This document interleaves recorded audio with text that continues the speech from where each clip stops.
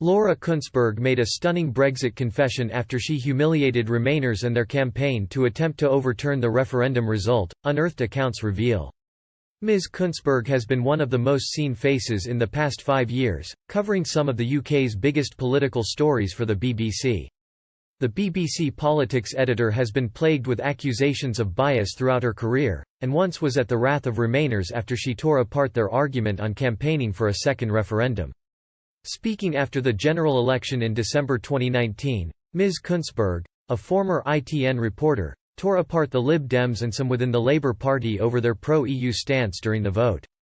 Discussing the topic on the BBC's Brexitcast podcast, Ms Kuenssberg claimed Labour's humbling at the polls was due to some members who wanted another vote on Brexit. She explained, "From a historical point of view, I think when people look back at this period and they examine the extent of the Labour defeat and was it Corbyn, Brexit or all the rest of it,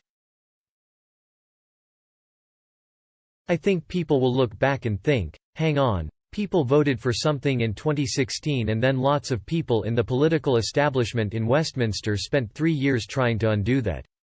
What?" According to The New European, the podcast's co-host Adam Fleming then claimed that the public took literally what referendum coverage host David Dimbleby said in 2016, saying we're out after the Leave side won the debate. Agreeing, Ms Kuenssberg added, "People thought we would be out the next day." In the 2016 EU referendum campaign, politicians on both sides, including the then Prime Minister David Cameron, stood on platforms and said if you vote this way, it will happen.